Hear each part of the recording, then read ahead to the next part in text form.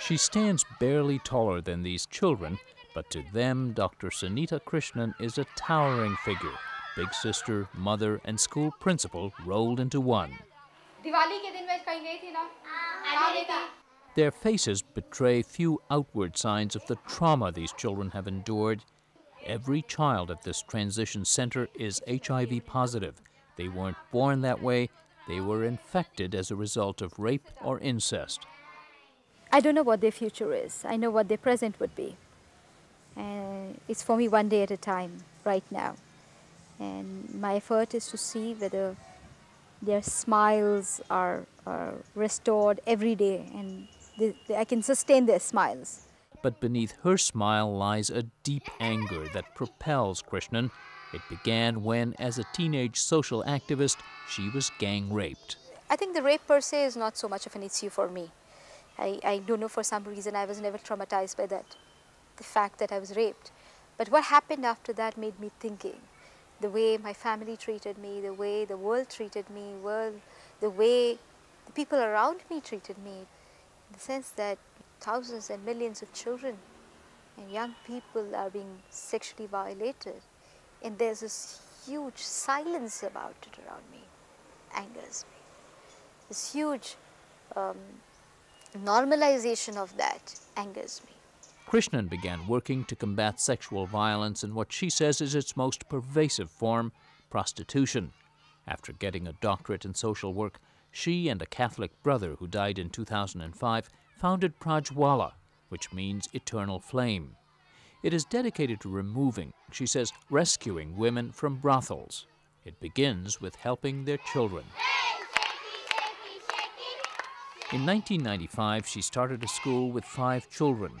Today, aside from this boarding school for HIV-positive kids, Prajwala runs 17 schools across the city of Hyderabad with 5,000 children.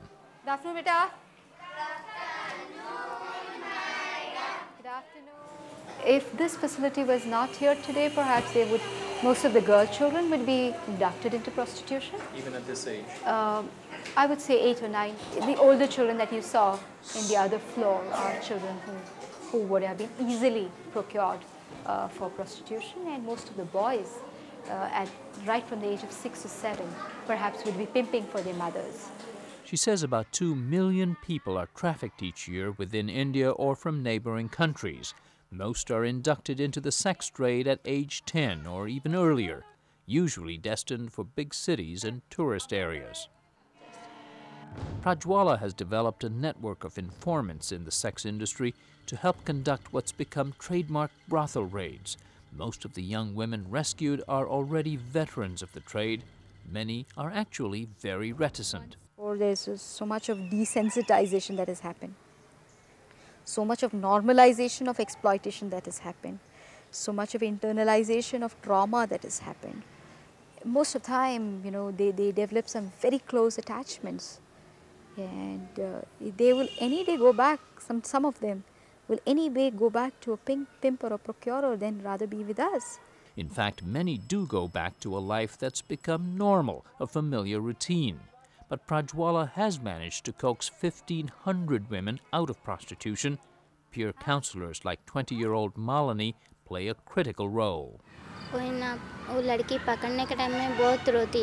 we get the girls, they cry a lot.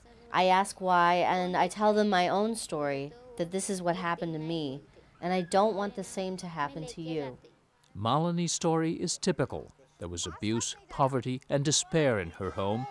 A seemingly helpful adult friend, often it's a relative, offered the young daughter work in the big city. Instead, says Malini, she was sold into a brothel. The price the brothel paid for her then became the price she'd have to pay for her freedom, paid from her brothel earnings.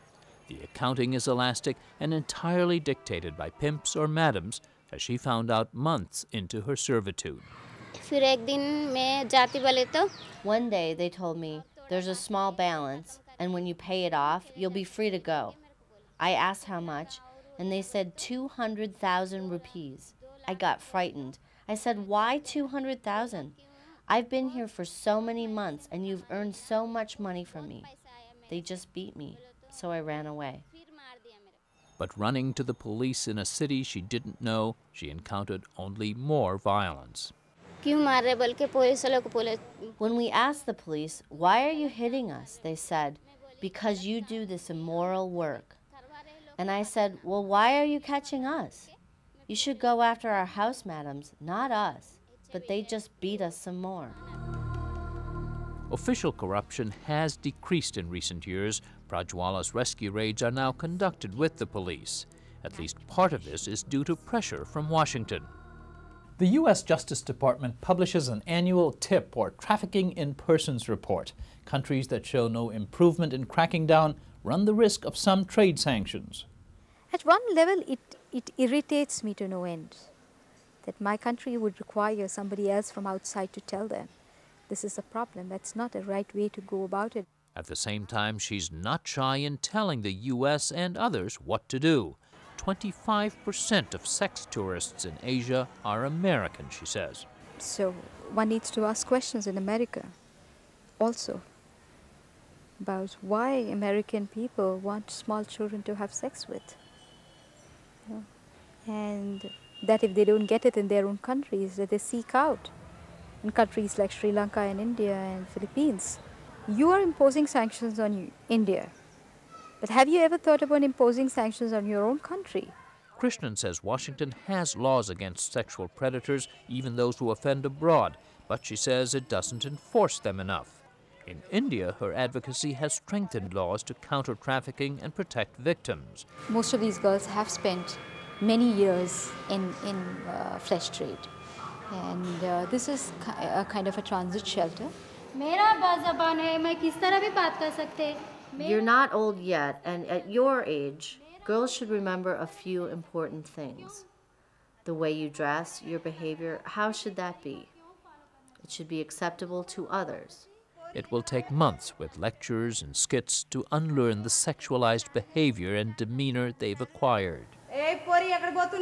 Young women like 19-year-old Abbas B. are trained in traditional life skills and quite untraditional occupational ones. The goal is to find good-paying jobs, jobs rarely held by women in India. Prajwala itself runs a printing and metal workshop, and that helps pay for its work, along with grants from UNICEF, Catholic Relief Services, and others. We have trained young girls as welders, as carpenters, as printers, as bookbinders, as screen printers, as taxi drivers and auto drivers. We also train them as housekeepers to work in hotels and hospitals and things like that.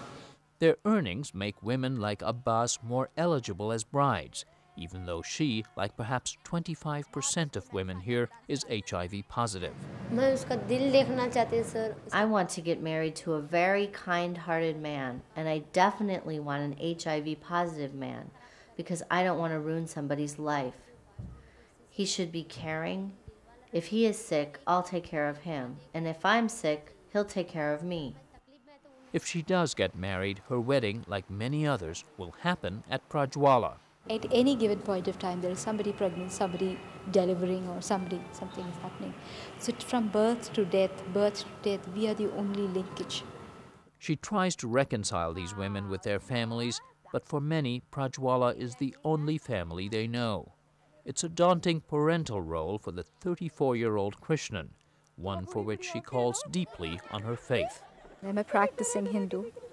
I have this deep-rooted belief that my life is a providence by itself, and God has brought me in this world to do what I'm doing, and God will allow me to stay in this world so long as He believes that my mission is not done, and therefore I do believe that the day God believes that my work is done, I'll be killed, or I'll die naturally, whichever way that is possible. Prostitution is a very lucrative, organized crime, she says. She's been beaten up 14 times since starting Prajwala, the price for rescuing thousands of children from what she calls the world's oldest form of slavery. For Religion and Ethics News Weekly, this is Fred de Sam Lazaro in Hyderabad, India.